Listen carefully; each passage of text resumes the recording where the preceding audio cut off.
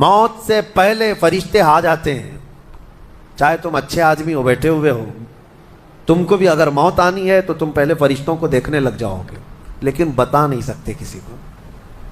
موت سے تھوڑی دیر پہلے فرشتے قریب آ جاتے ہیں. پہلے جماعت فرشتوں کی آتی ہے, پھر ملک الموت آتے ہیں. ملک الموت ان فرشتوں کے بیچ آتے ہیں. جیسے ہی یہ مرنے والا آدمی ملک الموت کو دیکھ لیتا ہے, پھر اس کے جسم میں کپ کپی طاری ہو جاتی ہے. اور ایسی کپ کپی طاری ہوتی ہے کہ کبھی پیشاب نکل جاتا ہے, کبھی پخانہ نکل جاتا ہے. اکثر دیکھنا مرنے والوں کی نجاست نکل جاتی ہے. ملک الموت کو وہ بہت قریب سے دیکھتا ہے, اور ان کی دو شکلیں ہیں. ایک بہت بھیانک شکل ہے, اس کو دیکھنا ہی عذاب ہے, اور ایک بہت خوبصورت شکل ہے, ان کو دیکھنا ہی رحمت ہے. وہ نیک بندوں کی روح نکالنے کے لیے جب جاتے ہیں تو خوبصورت شکل میں جاتے ہیں, اور جب گنہگاروں کی روح نکالنے جاتے ہیں تو بھیانک شکل میں جاتے ہیں. اور ان کو دیکھتے ہی مرنے والے کا جسم پیلا پڑ جاتا ہے, پیشانی اکھڑ جاتی, آنکھیں پھٹی رہ جاتی, اور پھر خرخرا آنے لگ جاتا ہے, یعنی خر کی آواز تیز ہو جاتی ہے. وہ بولنا چاہتا ہے اپنے پاس والوں کو, لیکن بول نہیں سکتا, بند ہو جاتا ہے. یہ وہ وقت ہے جب اس کے توبہ کا دروازہ بھی بند ہو جاتا ہے. اب اگر فرشتوں کو دیکھ کر کوئی توبہ بھی کر لیا, ایمان لایا, تو اس کا ایمان قبول نہیں. اس وقت سے پہلے تک جو بھی ایمان لایا یا توبہ کیا, اس کی توبہ قبول ہے. لیکن موت کا خرخرا آ گیا اور فرشتوں کو دیکھ لیا, اس کے بعد بہت سارے کافر بھی پکاریں گے کہ ہم ایمان لاتے ہیں اللہ پر. نہیں, اب ایمان قبول نہیں ہوگا. موت اتنی آسانی سے نہیں آتی, اس کا پروسیس ہے. فرشتے آتے ہیں, ملک الموت آتے ہیں, پھر اس کے بعد اس کو گھور کر دیکھتے ہیں, پھر اس کو چت لٹا دیا جاتا ہے, یا جس حالت میں بھی ہے وہ گر جاتا ہے. کھڑا ہے تو گرتا ہے, بیٹھا ہے تو گرتا ہے, موت آنے سے پہلے لڑک جاتا ہے. یہ ضروری بھی نہیں ہے کہ آج میں اپنے آپ کو سنبھال کر بیٹھا ہوں. اگر میری موت آنی ہے, اسی کرسی سے گر جاؤں, اسی جگہ سے ہم گر جائیں گے. اور اس کے بعد ملک الموت روح کھینچنا شروع کرتے ہیں. پیروں کے ناخنوں سے لے کر, ہاتھوں کے ناخنوں سے لے کر, اس کے جسم کے ہر حصے سے لے کر ناک تک کھینچتے ہوئے لاتے ہیں. اور اس کے بعد جب پوری روح نکل جاتی ہے, وہ لے کر کے چلتے رہتے ہیں, اور مردہ ان کو جاتے ہوئے دیکھتا رہتا ہے. آنکھیں سب سے لاسٹ میں کھلی رہتی. کسی بھی مرنے والے کی آنکھیں بند نہیں رہتی, کھلی رہتی, وہ دیکھتا رہتا ہے. اسی لیے حدیث پاک میں ہے, جب کسی کی روح نکل جائے تو سب سے پہلے تم اس کی آنکھیں بند کر دو. ہمیں بند کرنا ہوتا ہے, اور اس کے بعد منہ بھی کھلا رہ جاتا ہے, منہ اوپن رہ جاتا ہے. فرمایا گیا منہ کو دبا کر بند کر دو. یہ سب نشانیاں ہیں میرے عزیزوں موت کی, سختیوں کی. آپ کو پتہ ہے جب رسول کریم صلی اللہ تعالیٰ علیہ وسلم کی وفات آئی, اللہ اکبر, نزع کا عالم اتنا سخت تھا کہ بار بار حضور اکرم صلی اللہ علیہ وسلم کو پورے پانی کے مٹکے انڈیل دیے جا رہے تھے. 3 مٹکے حضور پر انڈیل دیے گئے موت سے پہلے. اور حضور اس کے بعد تھوڑا آرام محسوس کرتے, اور پھر شدت کا بخار.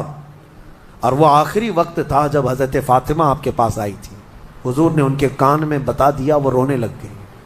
کیا کہا تھا حضرت فاطمہ کہتی ہیں, حضور نے فرمایا اے فاطمہ اب میں جا رہا ہوں, میرا آخری وقت ہے. پھر ایک دوسرے کان میں ان سے کہا میرے خاندان میں سے سب سے پہلے تم مجھ سے ملنے والی. آج یوم فاطمہ بھی ہے, سیدہ کائنات کا آج یوم وصال ہے, 4 رمضان المبارک. تو رسول کریم صلی اللہ تعالیٰ علیہ وسلم حضرت عائشہ صدیقہ کے سینے سے سر لگا کر لیٹے ہوئے تھے. حضرت عائشہ فرماتی ہیں سنو, مجھے پتہ ہی نہیں تھا. حضور حضرت عائشہ سے زیادہ محبت کرتے تھے, اسی لیے آخر وقت میں حضرت عائشہ کے ہی حجرے میں رہنے لگے, باقی دوسری بیویوں کیا نہیں جاتے. حضرت عائشہ کہتی میں حضور اکرم صلی اللہ تعالیٰ علیہ وسلم کو کبھی مسواک دے رہی, کبھی پانی کے چھڑکاؤ کر رہی. تھوڑی دیر کے بعد حضور اکرم صلی اللہ تعالیٰ علیہ وسلم لیٹے لیٹے اسی طرح رہ گئے. حضرت عائشہ کہتی ہے میرے سینے پر حضور کا سر تھا, وہ اتنا بھاری ہو گیا مجھے لگتا تھا کہ میری پسلیاں ٹوٹ جائیں گی. یہ حضرت عائشہ کہتی ہیں مجھے ایسا لگتا تھا کہ میری پسلیاں ٹوٹ جائیں گی. ہوا کیا تھا؟ حضرت عائشہ فرماتی ہیں دروازے پر جبرائیل امین آئے, روح نکلنے سے پہلے کی بات ہے. حضرت عائشہ فرماتی ہیں حضور کے پاس جبرائیل آخری بار آئے, وہ غمگین حالت میں آئے, یا جس حالت میں ہو حضرت رسول کریم صلی اللہ علیہ وسلم سے عرض کرنے لگے یا رسول اللہ دروازے پر موت کا فرشتہ کھڑا ہے، آپ کی اجازت چاہتا ہے، اگر آپ اجازت دے دیں تو وہ آئے گا اور آپ کی روح پاک کو اللہ کے حضور لے جائے گا۔ اور یا رسول اللہ آج سے پہلے اس فرشتے نے کسی سے اجازت نہیں لی اور قیامت تک کسی کی روح نکالنے کے لیے وہ اجازت لے گا بھی نہیں، یہ صرف رسول پاک کی خصوصیت تھی۔ حضور نے فرمایا آنے دو، ملک الموت آئے، اور جب حضور کی اجازت سے روح نکالی تو حضرت عائشہ کہتی ہیں اتنا بھاری ہو گیا تھا سر کہ مجھے لگتا تھا کہ میری پسلیاں ٹوٹ جائیں گی سینے کی۔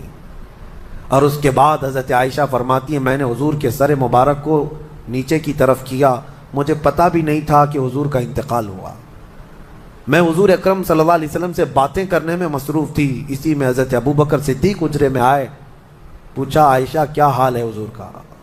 حضور اکرم صلی اللہ علیہ وسلم کو دیکھا حضرت ابوبکر نے اور پیشانی مبارکہ پر ہاتھ رکھا تو وہ بہت ٹھنڈی تھی، ماتھے کو بوسہ دیا اور ایک آہ بھری اور ایک جملہ کہا تھا یا رسول اللہ ایک بار موت آنی تھی وہ آپ پر آ گئی، اب موت کی سختی اللہ دوبارہ کبھی آپ کو نہیں عطا کرے گا۔ موت کی سختی کیونکہ حضور کو انہوں نے دیکھا تھا، کئی دنوں سے تکلیف تھی، 13 دن تک حضور پاک صلی اللہ علیہ وسلم کو تکلیف تھی، 13 دن تک۔ حضرت ابوبکر کہتے ہیں یا رسول اللہ اب موت کی سختی دوبارہ کبھی نہیں آئے گی، جو اللہ کا وعدہ تھا وہ پورا ہو گیا۔ پورا کھل کر کے رو بھی نہیں پا رہے تھے ابوبکر صدیق اور اپنے اندر دبا بھی نہیں پا رہے تھے۔ موت کی سختی انہوں نے دیکھا اور اس کے بعد کہا اے عائشہ کیا دیکھ رہی ہو، اللہ کے رسول ہم سے رخصت ہو چکے ہیں۔ پھر انہوں نے آ کر مسجد میں اعلان کیا اے لوگو اللہ کے نبی کا انتقال ہو چکا۔ اب مجھے یہاں یہ بتانا ہے اگر موت سے کوئی بچ سکتا تھا تو سب سے پہلا نمبر تو رسول اللہ کا ہونا چاہیے تھا، کیونکہ اللہ کے سب سے محبوب نبی وہی ہیں۔ جب رسول پاک صلی اللہ تعالیٰ علیہ وسلم کو بھی موت آئی تو میاں ہمارا اور تمہارا شمار نہیں، چاہے 100 سال زندگی مل جائے لیکن مرنا ضروری ہے۔ بہرحال یہ باتیں بڑی طویل ہو جائیں گی، موت کا تذکرہ اس لیے بھی میں زیادہ کرتا ہوں کہ حدیث پاک میں ہے مومنوں کو یہ تذکرہ کرو تاکہ ان کو گناہوں سے نفرت پیدا ہو جائے اور آخرت کے سفر کی تیاری وہ شروع کریں۔ اللہ کریم ہم سب کو دنیاوی خرافات سے محفوظ فرمائے، دنیا کی لذتوں سے اور یہ فانی خرافات میں مبتلا ہو کر آخرت بھولنے سے اللہ ہماری حفاظت فرمائے۔ مولا کریم جب ہماری موت آنے کو ہو تو ہماری زبانوں پر کلمہ طیبہ جاری فرما دے۔ رب ذوالجلال موت سے پہلے تیرے حبیب پاک کے چہرے کی زیارت نصیب فرما۔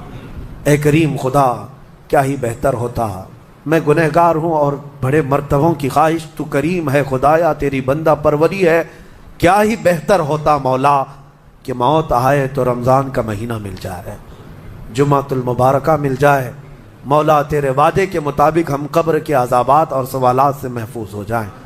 اے اللہ آج کی اس تفسیر پاک میں تیری جلال و جبروت اور تیری عزت کا وسیلہ لیتے عرض کرتا ہوں ہم میں سے جو رخصت ہو چکے ہیں، ہمارے آبا و اجداد، ہمارے باپ، ہماری مائیں، ہمارے رشتہ دار جو قبروں میں برسوں سے اب آرام کر رہے ہیں، اے اللہ تو اس رمضان کے صدقے ان کی مغفرت فرما دے۔ اے کریم خدا ہمارے گھروں میں عید آ جاتی ہے، رمضان کے آتے ہی دسترخوان بھر جاتے ہیں، ہمارے گھروں میں خوشیاں دوبالا ہو جاتی ہیں، ہمیں نہیں معلوم قبروں والوں کے ساتھ کیا ہوتا ہے، ہمیں پتہ نہیں قبرستان میں ان کے ساتھ کس طرح کی راتیں ہیں اور کس طرح کے دن ہیں۔ اے کریم خدا تجھے تیرے جلال و جبروت اور تیری عزت کی قسم جو مومنین ہم سے رخصت ہوئے ہمارا کسی بھی طرح کا ان سے تعلق رہا ہو، مولا اس عید سے پہلے ان کو جنتی خان نعمت عطا فرما دے۔ اے اللہ ان سب کو بھی رمضان کی بہاریں عطا فرما۔ تم جہاں کہیں پر بھی جاؤ موت تمہیں آ کر پکڑے گی۔ بروج مشیدہ کا مطلب ہوتا ہے بہت ہی پکے محل میں بھی اگر تم بیٹھ جاؤ، بہت مضبوط محل میں تم بیٹھ جاؤ، موت آنا ہے وہاں پر بھی آئے گی۔ ہم نے دیکھا ہے بڑے بڑے محلات میں رہنے والے بھی اور جنہوں نے آسمان چھوتی ہوئی عمارتیں بنائی وہ بھی موت کے حد پہ چڑھی گئے۔ موت تو آنا ہے۔ آج ہمارا حال یہ ہوتا ہے کہ دنیا میں اس قدر مصروف ہو جاتے ہیں کہ موت کو بھول جاتے ہیں۔ تمہیں پتہ بھی ہے کہ اچانک آنے والی یہ موت بالکل مہلت نہیں دیتی، بالکل مہلت نہیں دیتی۔ آپ اگر آس پاس میں اپنی نظریں ڈالیں تو آپ کے دوستوں میں کئی جا چکے ہوں گے، جن کی عمر زیادہ نہیں تھی وہ جا چکے۔ موت کے لیے عمر کوئی متعین نہیں ہے کہ بڑھاپے میں آئے گی یا بیماری سے آئے گی، اچھے لوگوں کو بھی موت آ جاتی ہے، چلتے پھرتے لوگوں کا جنازہ آ جاتا ہے، کسی کے لیے بھی کوئی وقت معین نہیں۔ اور قرآن میں اللہ تعالیٰ یہ فرماتا ہے اگر بندہ موت سے بھاگنے کے لیے، جس کو کہتے ہیں پریکاشن لینا، کہیں جا کر کے محفوظ مقام پر چھپنے کی کوشش کرتا ہے، وہ آئے گی موت۔ بزرگوں نے ایک حکایت لکھی ہے کہ ایک بادشاہ کو نجومیوں نے بتایا تھا کہ فلاں دن تمہاری موت آنے والی ہے۔ نجومی ستاروں کا علم جاننے والے اٹکل پچھو سے کچھ نہ کچھ تو بتا دیتے تھے۔ تو اس بادشاہ کو نجومیوں نے جب دن بتایا، اس دن اس نے کیا کیا، ایک ایسا حجرہ، ایک کمرہ بنایا جس میں کوئی چیز آ ہی نہیں سکتی، کوئی چیز نہیں، صرف اس نے ایک سوراخ رکھا ہوا کے لیے، اور اس میں سے مچھر بھی نہ آ سکے، مکھی بھی نہ آ سکے۔ اس حجرے کے اندر وہ چلا گیا، وہ پورا دن اس کو تھا کہ میں موت کو چکما دے دوں گا، اور نجومیوں نے یہ بتایا تھا کہ بچھو کے ڈنک مارنے سے تمہاری موت آئے گی۔ اس نے کہا بس مجھے بچھو سے بچنا ہے، بچھو نہ آنے پائے ایسا میں پورا انتظام کر لوں گا۔ اس نے پورا ایک راؤنڈ شیپ کا کمرہ بنایا اور اس میں اندر بند ہو گیا، لیکن اس کی ایک کمزوری یہ تھی کہ اس کا گھوڑا تھا، بہت بے حد اس کو عزیز تھا، وہ گھوڑے کو چھوڑ کر کبھی رہتا نہیں تھا۔ اس نے کہا مجھے اور میرے گھوڑے کو بند کر دو، آج موت کا دن ہے، اگر آج کے دن میں نے موت کو چکما دے دیا تو پھر ہمیشہ کی زندگی ہے، ٹائم اگر ٹل گیا تو پھر موت نہیں آئے گی۔ تو وہ اس نیت سے وہ روم کے اندر بند ہو گیا اور لوگوں سے کہا کہ کوئی مجھے نہ دروازہ کھولے اور نہ کسی کے لیے دروازہ کھولے، پورا دن گزرنے دو۔ دن گزرتا رہا، شام کا وقت قریب آیا، اس کے ساتھ تھا اس کا گھوڑا اور وہ کوئی نہیں۔ اتفاق دیکھیں، اللہ رب العزت کی طرف سے جو سبب بننا ہے وہ بنے گا۔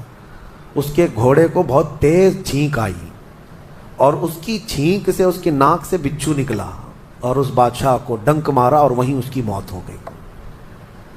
اینما تکونوا یدرککم الموت، اللہ نے فرمایا تم جہاں کہیں رہو موت آ کر پکڑ لے گی۔ ہمارے علاقے میں ایک ڈاکٹر تھے، وہ کارڈیالوجی تھے، ہارٹ کے اسپیشلسٹ تھے، اور ان کے ہاتھ میں بہت سارے ڈاکٹرز پریکٹس کر کر کے بڑے ماہر بنے، ہارٹ کے اسپیشل ڈاکٹر۔ اور یہ اخبار میں بھی بات آئی تھی۔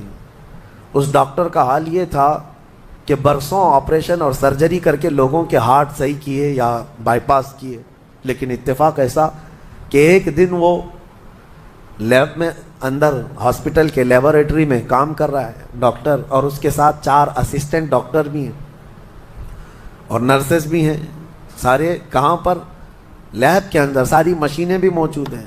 اس ڈاکٹر کو وہیں پر ہارٹ اٹیک آیا، جو ہارٹ کا خود اسپیشلسٹ ہے، اور دوسرے ڈاکٹرز وہاں پر موجود بھی ہیں۔ انہوں نے اٹھایا، اسٹریچر پر ڈالا، آئی سی یو میں ہی تھے، لیب کے اندر موجود تھے، لیکن وہ چند منٹوں کے اندر ڈاکٹر کی موت ہو گئی، نہ کوئی ڈاکٹر بچا سکا، نہ اس کو دوا دی جا سکی۔ سب سے ماہر ہارٹ کا ڈاکٹر ہاسپٹل کے اندر، جو سب سے محفوظ جگہ ہو سکتی ہے بیماروں کے لیے۔ میاں ہمارے گھر میں کسی کو اٹیک آئے تو دوڑ کر کہاں لے جائیں گے؟ ہاسپٹل۔ اور جو خود کس کے پاس لے جائیں گے؟ ڈاکٹر کے پاس۔ جو خود ڈاکٹر ہے اور خود ہاسپٹل میں بیٹھا ہوا ہے، اس کو ہی اگر آ جائے، اور قریب میں ڈاکٹرز بھی موجود ہیں لیکن بچا نہ سکے، یہ رب ذوالجلال کا فرمان، جب وعدہ مکمل ہو جائے تو پھر کوئی طاقت تمہیں موت سے روک نہیں سکتی۔ آپ کو پتہ ہے ایک بہت بڑا شخص ہے دنیا کا جو کئی حکومتیں بدل دیا کرتا تھا، جس کا نام غالباً لنکن ہے، سیمسنگ کمپنی کا، جس سے کوئی تعلق ہوگا آپ سرچ کریں تو پتہ چلے، کوریا کا رہنے والا، اور اس کی وجہ سے حکومتیں بدل دی جاتی تھیں۔ اس قدر مالدار آدمی، اس کی مرضی کے بغیر تو کوئی حکومت نہیں قائم ہوتی تھی۔ اتفاق ایسا ہی غالباً 2012 یا 11 کے آس پاس کی بات ہے، جہاں تک میرے علم میں چیز آئی۔ ایسی ایک بیماری میں مبتلا ہو گیا کہ کوما میں چلا گیا، اور اس کا بیٹا تھا ارب پتی، نہیں بلکہ اس سے بھی زیادہ، کئی ہزار کروڑ کا مالک۔ پوری دنیا بھر کے ڈاکٹرز کو بلایا گیا اس کو بستر سے اٹھانے کے لیے، لیکن کوئی ڈاکٹر نہیں اٹھا سکا. کروڑوں کی فیس لی ڈاکٹرز نے, ہر طرح کا علاج کیا, 4 سال تک وہ بستر پر لگا رہا, اس پر نہ جانے کتنی دولت خرچ ہوئی. اخیر میں ڈاکٹروں نے کہا, اربوں روپیے اس کے بستر سے اٹھانے کے لیے جنہوں نے خرچ کیا تھا, بیٹے نے خرچ کیا تھا, ڈاکٹروں نے اخیر میں ہاتھ اٹھا کر کہا اب تیرے باپ کو کوئی نہیں کھڑا کر سکتا, اس کی موت آ چکی ہے, موت ہو گئی. میں یہ کہنا چاہتا ہوں, اللہ نے فرمایا تم مضبوط سے مضبوط محل کے اندر کیوں نہ ہو, موت آئے گی. مجھے بتاؤ, جس کے پاس دنیا کا اتنا مال پڑا ہوا ہو, وہ کیوں نہیں خرید سکا کوئی ایسی دوا جو اس کو بستر سے کھڑا کر سکے؟ یاد رکھیں میرے عزیزو, دنیا کی ساری چیزیں اسی کی دھری کی دھری رہ جائیں گی. جس وقت ہمارا بلاوا آ جائے, تم قریب میں لوگوں کو دیکھتے رہ جاؤ گے اور آنکھیں تمہاری کھلی رہ جائیں گی. اسی لیے میرے آقا صلی اللہ علیہ وسلم خود فرماتے ہیں, میں ایک سجدے میں جاتا ہوں تو مجھے اس بات کا یقین نہیں ہوتا کہ دوسرے سجدے تک میں زندہ رہوں گا. یہ سید الانبیاء فرما رہے ہیں, رسول رحمت فرما رہے ہیں. اور جس طرح سے آج ہم اپنی موت کو بھول بیٹھے ہیں, گناہوں کی کثرت ہو جاتی ہے, نفس غالب آ جاتا ہے, عیاشیاں شروع ہو جاتی ہیں. موت کا خوف ایسا ہے کہ خود میرے آقا نے فرمایا, سب سے بہترین نصیحت کرنے والا تمہاری زندگی میں اگر کوئی ہے تو موت ہے. لوگوں کے جنازے دیکھو اور ان کی بے بسی دیکھو, ان کی مجبوری دیکھو, اور اس کے بعد تم بھی محسوس کرو کہ تمہارے ساتھ بھی یہی کیفیت ہوگی. وہ چھوٹی سی قبر, وہ چھوٹی سی ایک ایسی قبر جس میں نہ چٹائی, نہ تکیا, نہ اوڑھنا, نہ بچھونا, اور ہاتھ چوڑے کرو تو قبر کی دیواریں لگنے لگ جائے, ہاتھ اٹھاؤ تو اوپر کی تختیاں لگنے لگ جائیں. ممبئی والوں کو تو اور بھی چھوٹی قبر ملتی ہے, یہاں تو اتنی چھوٹی ہے کہ ٹیمپرری کھودی جاتی ہے کہ 6 مہینے بعد پھر نکال دینا ہے. میرے عزیزوں, اس ایک چھوٹی سی قبر کے اندر تمہیں برسوں بتانا ہے, برسوں بتانا ہے. اس جسم کے ساتھ وہیں سونا ہے. کبھی میں سوچتا ہوں, ہماری آنکھیں اگر بند ہو جائیں اور ہمیں پتہ چلے کہ باہر فلاں فلاں چیزیں ہو رہی ہیں اور ہم کھولنا چاہیں نہیں کھلتی, تو بے چینی ہونے لگ جاتی ہے, گھبراہٹ سی ہونے لگتی ہے. قبر میں یہی حال ہوگا کہ تمہارے اطراف ہونے والے سارے معاملات تمہیں پتہ ہوں گے. حتیٰ کہ حضور فرماتے ہیں, قبرستان میں چلنے والے کے پیروں کی آواز تک تم سنو گے. مردہ سنتا ہے, سلام تو دور کی بات ہے, پیروں کے چلنے کی آواز بھی سنتا ہے. اور جب سنتا ہے سارے معاملات, لیکن آ نہیں سکتا باہر, کسی کو کچھ کہہ نہیں سکتا, بول نہیں سکتا. کیسی بے چینی ہوگی وہ, کیسی گھبراہٹ ہوگی. بڑے بڑے اولیاء اکرام, حتیٰ کہ سیدنا عثمان ابن عفان رضی اللہ تعالیٰ عنہ, داماد رسول, امیر المومنین, خلیفہ رسول, جب رات کے وقت مصلی پر کھڑے ہوتے اور قبر کی کوئی آیت تلاوت کرتے تو اتنا روتے تھے کہ ان کا مصلی آنسوؤں سے بھیگ جاتا تھا. صبح ان کے مصلی کو نچوڑ کر سکھایا جاتا تھا. لوگ ان سے پوچھتے, آپ قبر کے متعلق اتنا خوفزدہ کیوں ہو جاتے ہیں؟ مرنا تو سب کو ہے. حضرت عثمان غنی فرماتے, یہ ہماری پہلی منزل ہے, اگر یہ نکل گئی تو ساری منزلیں آسان ہیں. اینما تکونوا یدرککم الموت, اللہ فرماتا ہے. اور کئی جگہ قرآن میں یہ آیتیں آئی ہیں میرے عزیزوں. جانا ہم سب کو ہے, بہت تھوڑے ہی دنوں کے بعد آخرت کے سفر کی طرف رواں دواں ہیں. اسی لیے کسی بزرگ نے سچ کہا کہ دنیا میں جتنے راستے ہیں, یہ لکھا تو جاتا ہے یہ راستہ فلاں شہر جا رہا ہے, فلاں شہر جا رہا ہے, حقیقت تو یہ ہے کہ سارے راستے قبرستان جا رہے ہیں, وہیں جا کر اینڈ ہوتے ہیں. ممبئی سے پونا جا رہا ہے راستہ, پونا سے بنگلور جا رہا ہے راستہ.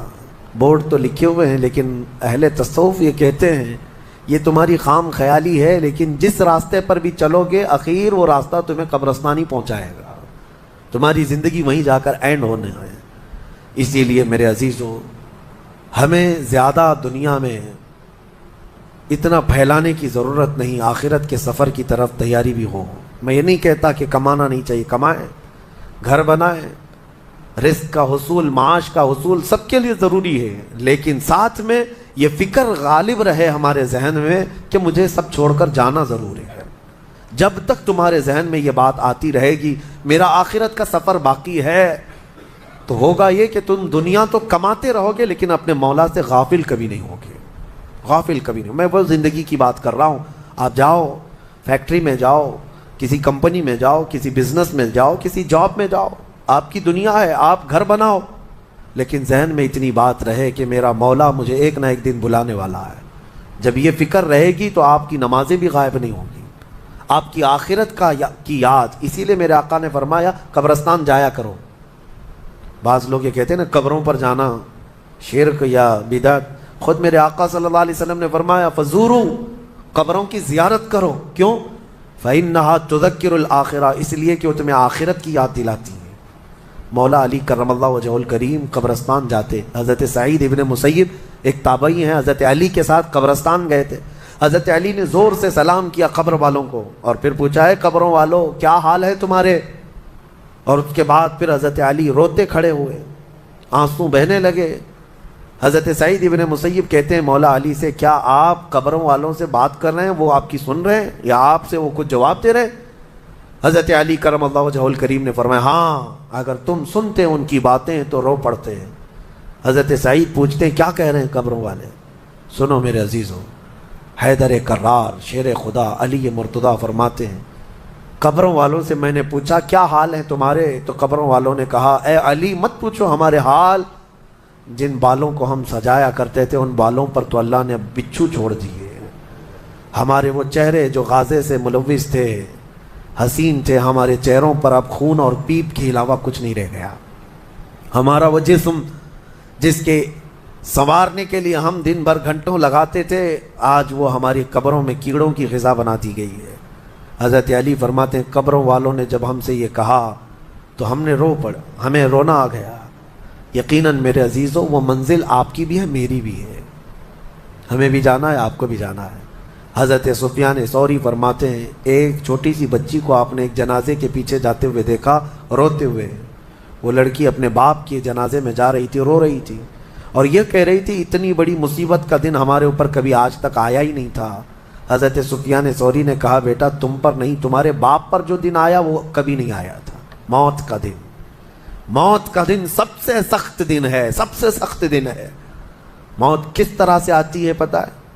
فرمایا گیا جیسے ریشم کے کپڑے کو کانٹوں کی جھاڑی پر ڈال دو اور کپڑا کھینچو، کپڑے کے تار تار نکلتے جائیں گے.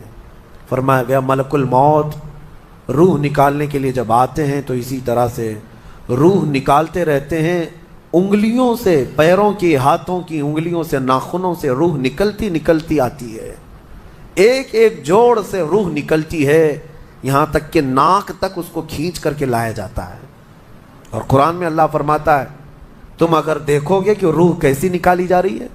یضربون وجوہہم وادبارہم، فرشتے آتے ہیں پیٹھ پر، پیچھے مارتے ہیں، زور زور سے مارتے ہیں اور پیشانیوں پر مارتے ہیں اور یہ کہتے ہیں اے نکل جا روح. اللہ فرماتا ہے تم اگر دیکھو گے کہ فرشتے کس طرح روح نکالتے ہیں تو کانپ کر رہ جاؤ گے. مار مار کر کے روح کو نکالا جاتا ہے. اور یہ چھوٹا سا وقت نہیں ہے، ادھر جھٹکا لگا ادھر موت ہو گئی. لمبا پروسیس ہے، اس سے جو گزرتا ہے وہی بتا سکتا ہے. بعض لوگوں کو ایسا لگتا ہے زہر کھا لیا ابھی موت ہو گئی، سوسائڈ کر لیا ابھی موت ہو گئی. موت اتنی آسانی سے نہیں آتی، لمبا